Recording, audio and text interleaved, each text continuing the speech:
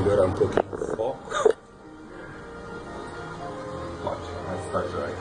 Mais uma vez, bom dia a todos, a paz do Senhor Jesus Cristo. Por gentileza, abram suas Bíblias do primeiro livro das Crônicas. Esse livro foi escrito por Esdras. Primeiro livro das Crônicas, capítulo 21.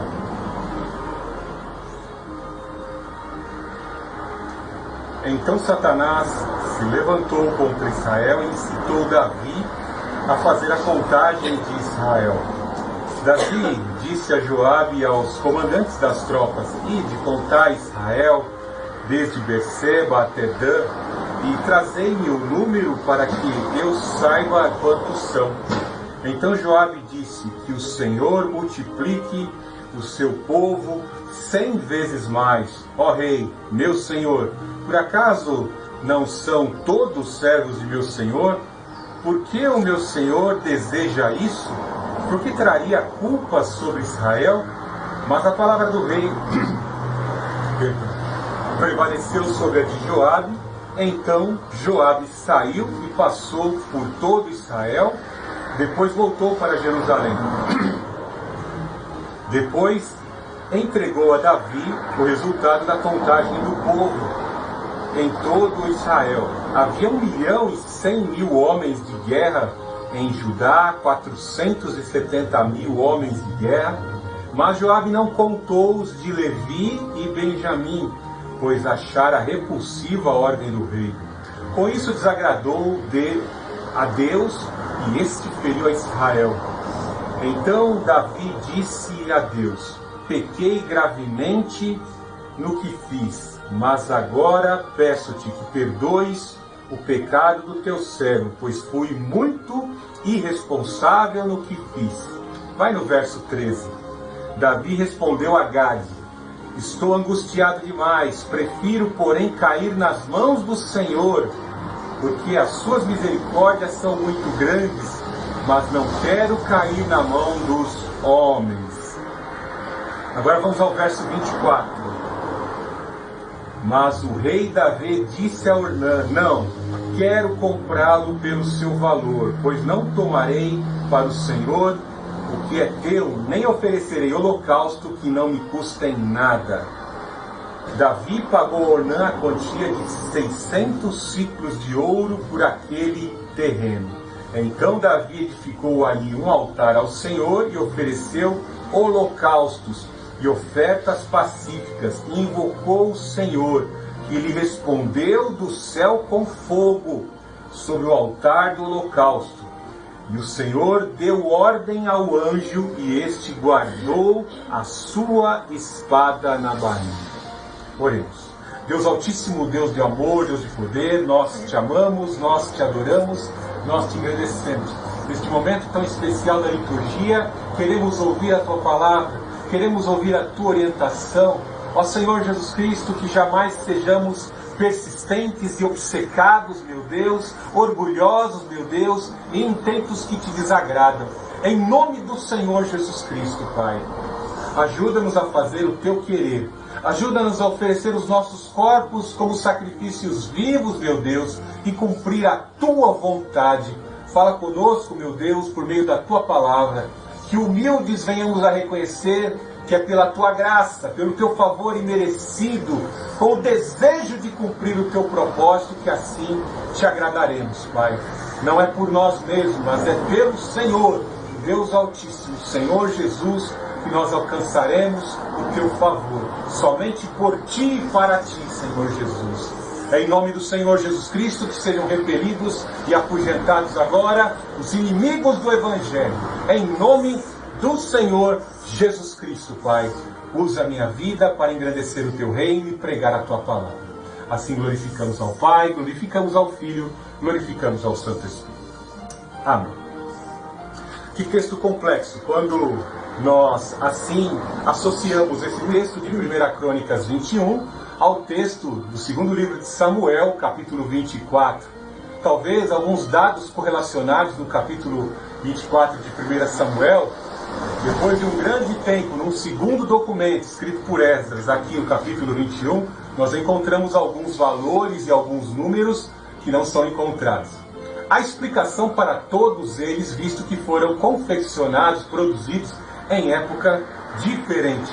A começar pelo primeiro versículo que nós vemos que Esdras é explícito em dizer que Satanás se levantou contra Israel e incitou Davi a fazer a contagem do povo, o recenseamento.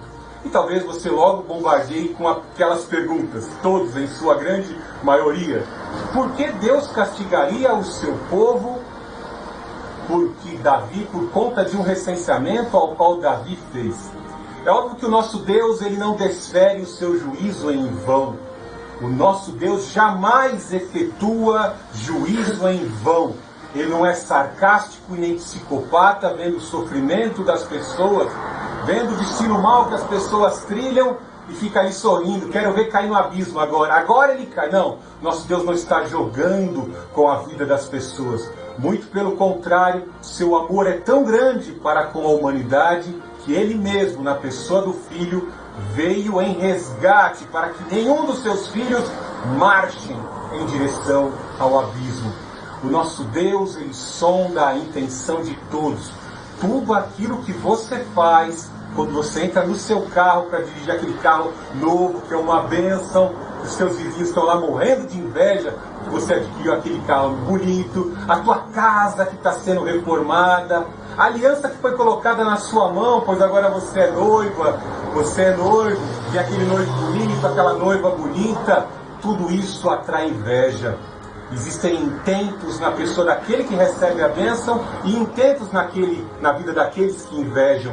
Existem intentos malignos. E nós vemos que o diabo, sempre ao derredor dos seres humanos, ao derredor também dos filhos de Deus, ele se aproveita de brechas, ele se aproveita de pecados e falhas para construir o seu intento e tentar afastar os homens de Deus.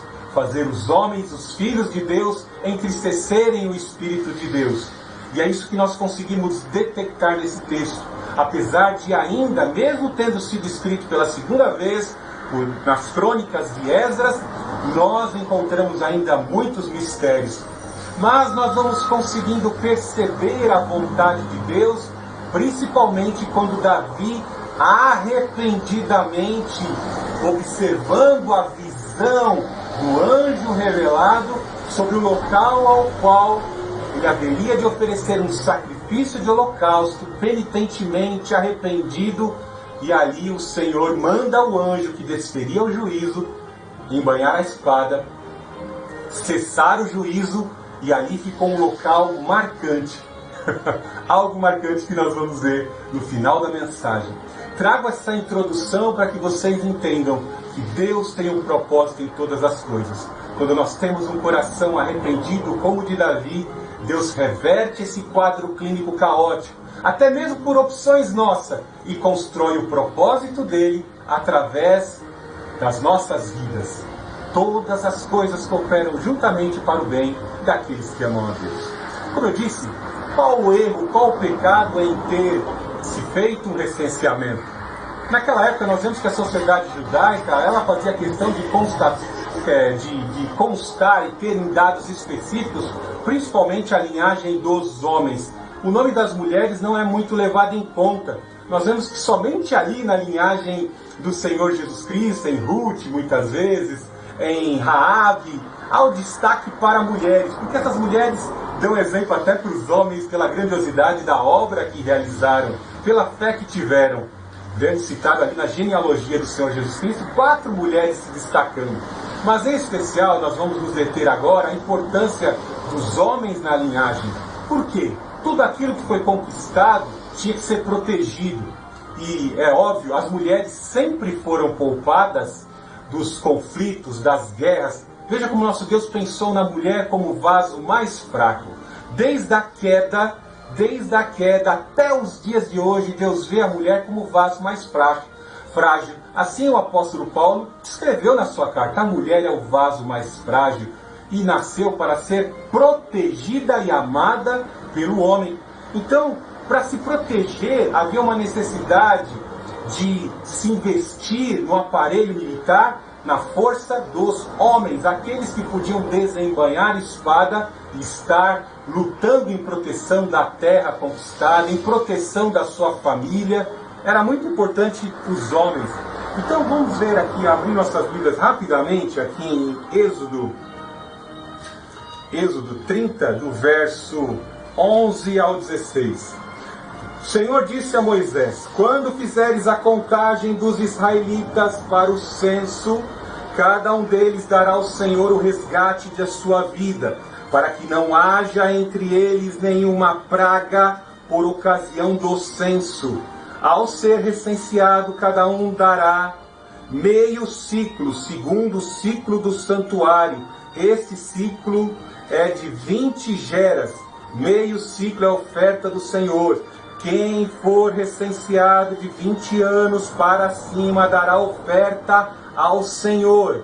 Quando derem a oferta do Senhor, feita como expiação por vossa vida, o rico dará mais do que meio ciclo, nem o pobre dará menos. Receberás o dinheiro da expiação dos israelitas e o aplicarás no serviço da tenda da revelação, para que sirva de memorial em favor dos israelitas diante do Senhor, para fazeres expiação da vossa vida.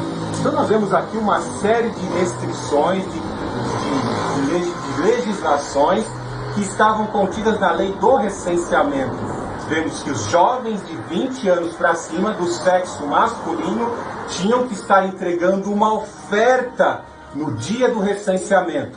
Todos esses jovens de 20 anos para cima estavam predispostos a lutar pela causa de Israel, pela confederação de Israel. Esses jovens espalhados nas 12 tribos tinham que estar dispostos a desembainhar a espada e lutar pela causa de Israel, pela causa e pelo Senhor. Vemos que os grandes heróis da fé faziam questão de dizer na hora da guerra: por Josué, por nossa terra e pelo Senhor. Ou melhor dizendo, o Senhor vinha na frente. Lutemos pelo nosso Deus, por Josué e pela causa de Israel. Essa era a motivação e a intenção. Note que é utilizado algo interessante acerca de que esta oferta, a intenção daquele que ofertava era algo de alegria e ao mesmo tempo estava inserida num contexto de expiação, num contexto penitente, visto que essa oferta seria deslocada, canalizada para o templo do Senhor.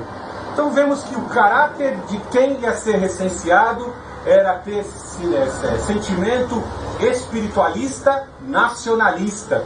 Eu faço pelo meu Deus. Eu dou essa oferta pelo meu Deus porque eu quero fazer parte do exército do Senhor, santificado. Envolvia-se a palavra expiação, que quer dizer ser separado do pecado. Então, a princípios percebemos isso, uma oferta deveria ser movida. Mas mesmo assim ficamos ainda preocupados. Se o censo foi concluído, Joabe aí no verso 4, ele diz que o discurso de Davi prevaleceu sobre Joabe, e Joabe foi e cumpriu o recenseamento porque Deus desferiu a sua praga. E aí vemos esta questão aqui no verso, logo no 21, verso 1, de Satanás ter incitado Davi ao recenseamento. Quando olhamos lá o documento de 2 Samuel 24, nós vemos que Deus incitou a Davi a fazer o recenseamento. E aí nós caímos numa difícil situação. Deus levou Davi a recensear e o castigou, e castigou Israel, ou foi Satanás? Como eu disse, nós temos que estar atento aos acontecimentos, nós temos que estar atento aos personagens, atento a Deus que olha todos os acontecimentos da terra, e atentos ao que a palavra de Deus nos diz. Lá no texto de Deuteronômio 28, vamos abrir Deuteronômio 28. Mais um texto longo para que os irmãos possam entender a complexidade desse texto.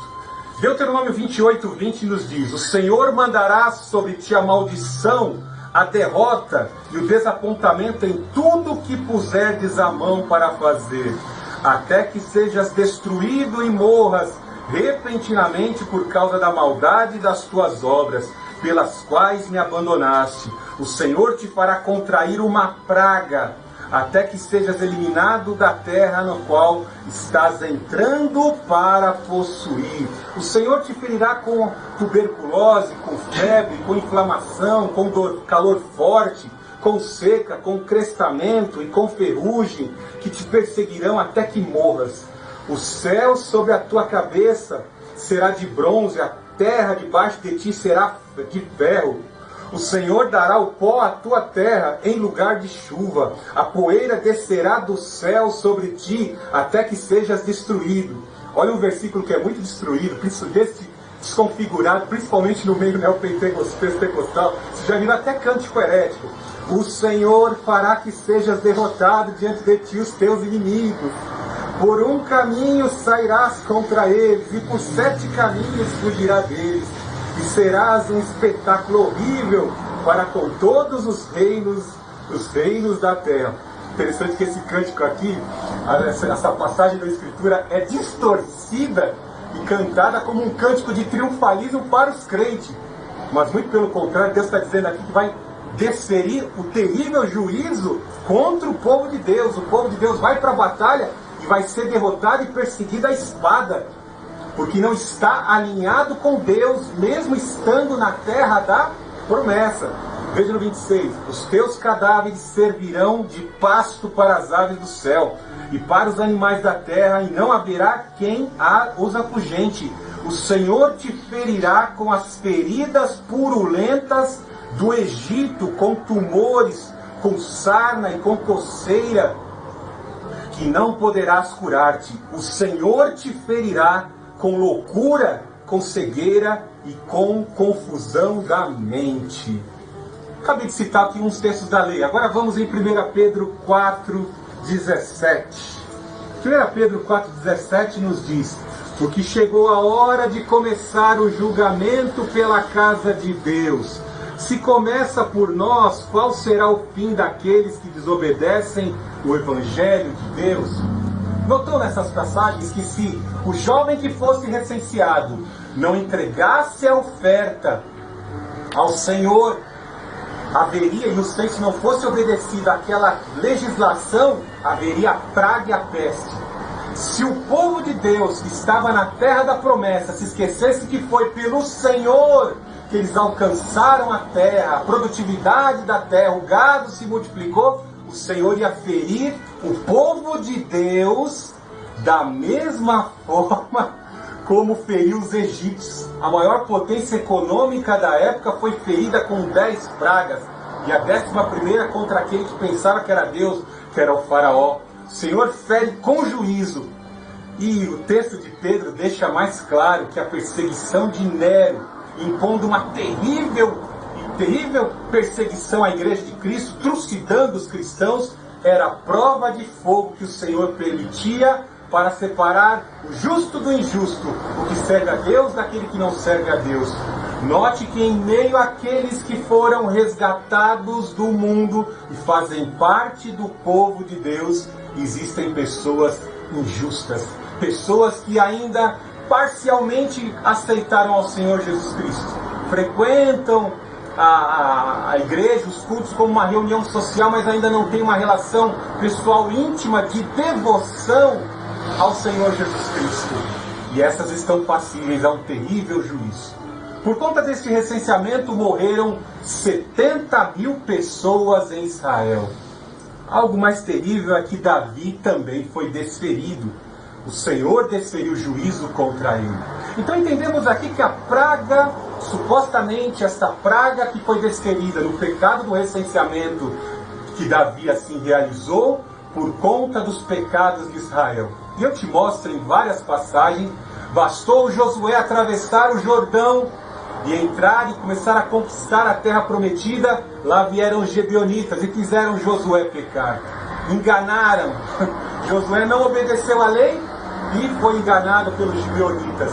Esses mesmos gibeonitas, eu vou puxar um exemplo que está ligado a essa passagem de Josué capítulo 9, esses mesmos gibeonitas começaram a clamar a vindicação, pois os benjamitas da tribo de Saul começaram a perseguir os benjamitas e a trucidá-los.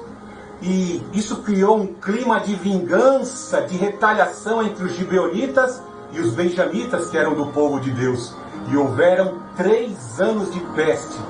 E somente depois que os filhos de Rispa, a concubina de Saul, são entregues para serem enforcados pelos gibeonitas, assim cessa aquela praga, aquela fome e escassez de 3 anos. Somente depois do sacrifício dos filhos. Foram enforcados os filhos de Saul, pelos gibeonitas.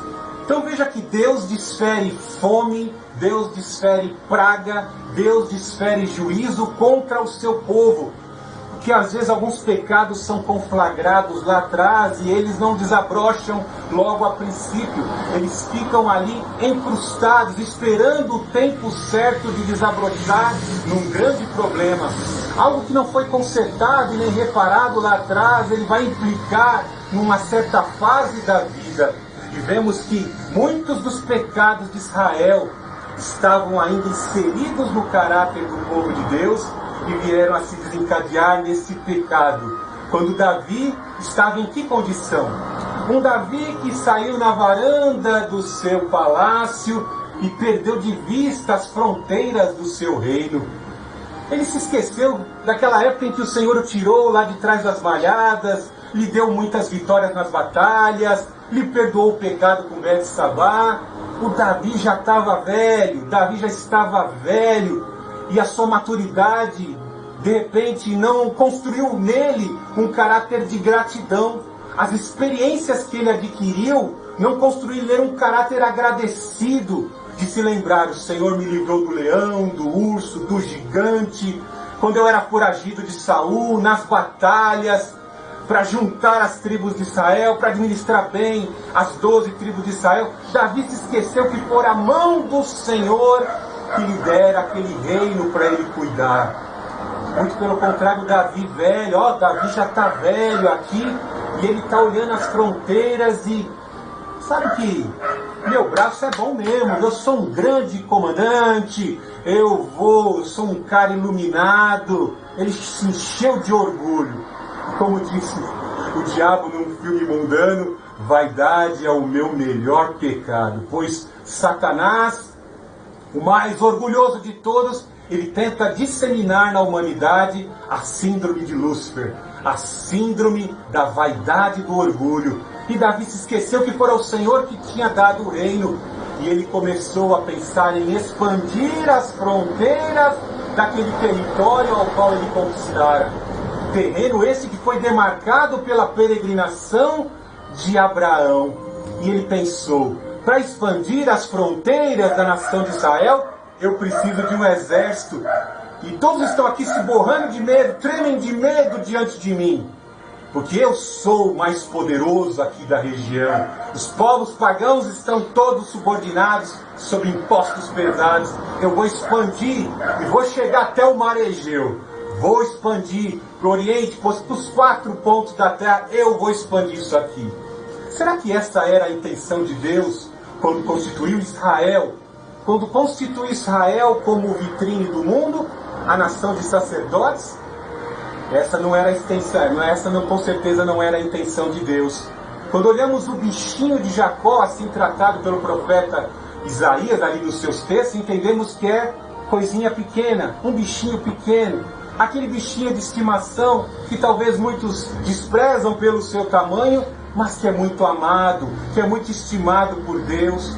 Deus tinha por intenção que no testemunho de adoração a Deus, de obediência às leis de Deus, tornasse Israel um povo padrão para que o mundo pagão se arrependesse de seus pecados. Davi utilizou o método de Satanás. Para tentar um golpe contra Deus, eu preciso formar um exército. E eu vou tentar até Jesus. Tentou até Jesus no deserto, né? Nos 40 dias de tentação.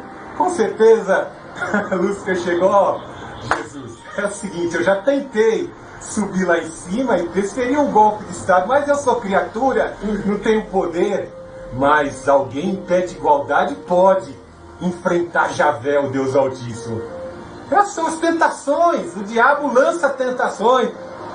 Principalmente naquele que chegou num cargo político, ou chegou um grande magistrado, ou chegou e atingiu um grande CEO de uma grande empresa, né? E enche o coração das pessoas de orgulho, de servos de Deus, e a queda é terrível. Ontem eu comentava com a minha esposa aqui, uma lista de pastores que bombavam aí, faziam grandes eventos, grande evento de fogo para São Paulo, de fogo para São Paulo, convenções eram feitas, e quando a gente procura, vai rastrear onde estão esses pastores, alguns já trocaram de esposa, caíram em adultério, foram envolvidos em corrupção, acabaram-se esses eventos, foi uma grande onda, muitos entraram até por organizações secretas, o negócio é terrível, que vergonha.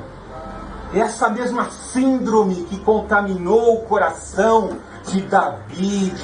Vamos ver quantos braços disponíveis com espadas na mão para expandir as extensões, as limitações do meu reino. O céu é o limite, eu sou ungido do Senhor.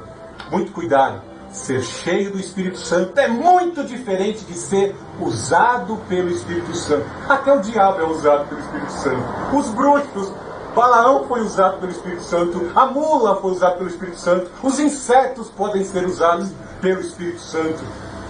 Deus é Senhor. Nós acabamos de ler em Deuteronômio 28 que Deus usa os vespões, as vespas, para punir o seu povo, se o seu povo se orgulhar e de forma ingrata se esquecer do Senhor. E foi algo terrível, né?